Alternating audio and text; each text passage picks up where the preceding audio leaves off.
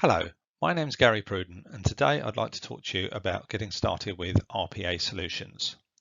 Automating things using Automation Anywhere is relatively straightforward, but the question is, what tasks and processes should we automate? And this is where we start considering candidates for RPA. Typically, we look for manual tasks which are repetitive. They should be rule-based and not require a lot of human knowledge or intuition to execute. And of course, the more frequently those tasks and processes are executed, the greater the return on investment is going to be. So when we look at candidates, we look for processes and tasks with high human interaction or effort. When you look across your enterprise, I'm sure there's many processes and tasks that you can think of which have a high level of manual effort associated with them. And these are going to be good candidates for the use of RPA. Here we've listed some of the areas and processes which other customers have applied RPA to. This is by no means an extensive list, and I'm sure there's going to be many other areas that you might wish to consider. But probably the biggest issue is, where do we start? Where do we focus in on? And when we look at automation candidates, how do we prioritize between them? So when we start a project with a customer, we like to focus in on a particular functional area. Maybe it's HR, finance, IT. And we can take one of three main approaches to starting to gather the candidates for automation. We can use a data-led approach. Now, in this approach, we actually take information from one or more systems, analyze it, and then identify the candidates within it and prioritize them. And we use a specific tool called AI Talos. This is unique to Fusion, and it allows us to capture that information from many different systems and records and analyze that for manual tasks and then prioritize them. So this tends to be a very effective way of starting off, but it's not the only way. We can also create what we call citizen automation engineers. So this is taking your own people, and as we've seen from Stefan's demo, it's very easy to train them to automate their own tasks. And okay, we have to put a structure around that to ensure that they have the right support. But once they've started to do this, they then can prioritize which tasks they decide to automate. And then the final way is to look at processes. If you already have the documentation for a process, then we can start to look through that and analyze the process and identify where the manual effort is and prioritize it. Again, we might use AI Talos to help us with that analysis, because that process probably touches on many systems and we can use information in those systems. So indeed, we don't see this as one size fits all. We can use one or more of these combinations to identify candidates. And of course, once we've identified those candidates and prioritize them, we can create the bots and deploy the bots and see that digital worker starting to take an effect on our manual effort.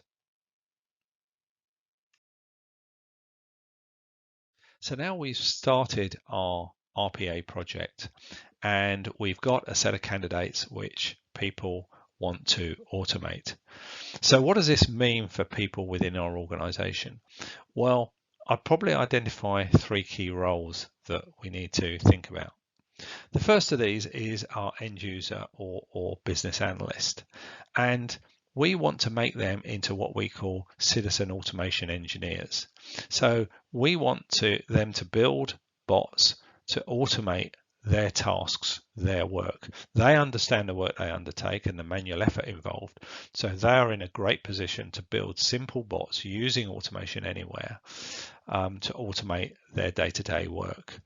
And we have to provide an ecosystem to support them. We need them to undertake a small amount of training, which I'll talk about in a minute, but also we want them to be supported and be able to ask questions and get those answered and feel comfortable with the technology. So that is what we consider the automation ecosystem that we try and build within an organization. If we look at our technical users, we want to become automation developers. Now, depending on their level, will determine how complex a bot they might decide to build. But effectively, they can build quite powerful bots using scripting or programming, depending on their level. And the whole idea here is that they can not only automate their own tasks, but they can build bots which then can be reused by our citizen automation engineers. And in this way, we can start to increase the depth and scope of our automation through this collaboration between the developers and the business users. And then finally, in operations, our operations people need to manage the RPA platform and administer it, manage the security and the maintenance tasks. And also we might have a team which develops reports, although out of the box there are a lot of great reports for things like ROI that we want to track going forward in Automation Anywhere.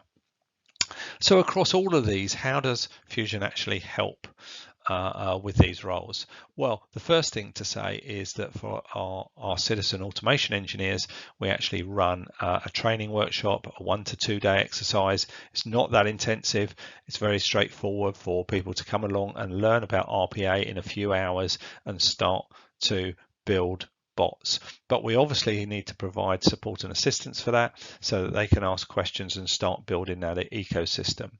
And we can also measure their involvement. So once they go away, we can see whether they've built bots or not, whether they're actually using those bots and running them frequently. So this allows us to understand the adoption level within the organization.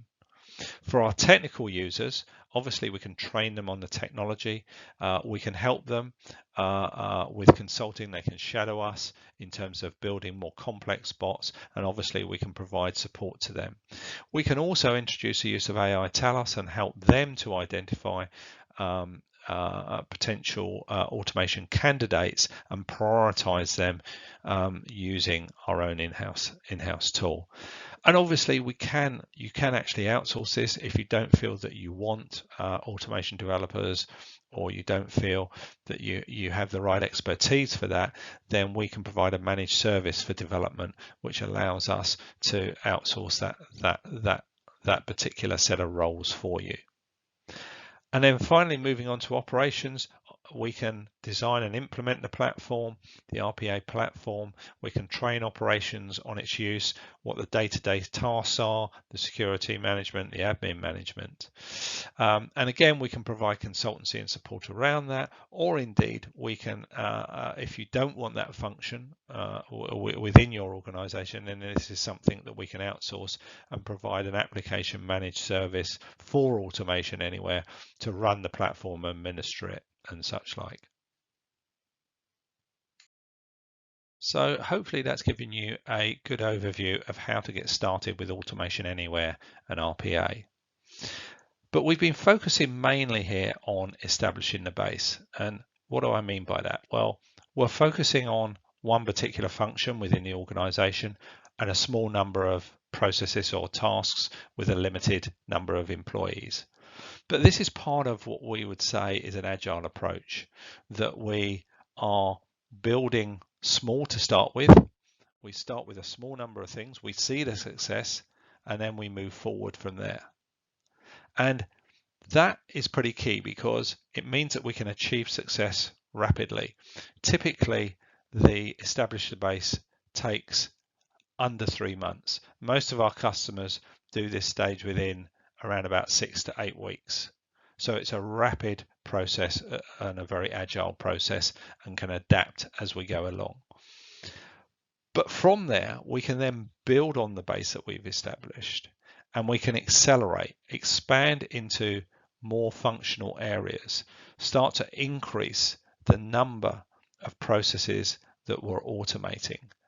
And using bot insights, we can look at the ROI that we're achieving with our digital workforce, and we can look at other factors as well with bot insight. It starts to enable us to understand who's creating the bots, what are the bots doing, are they related to particular business process functions that are being executed.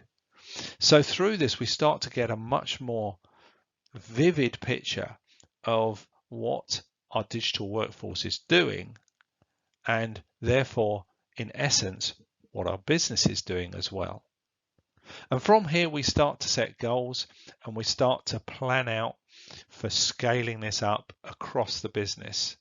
And really, this is about focusing on a transformation and an adoption across the business, and maybe a bit of a cultural change about automating everything that we can automate and it makes sense to automate.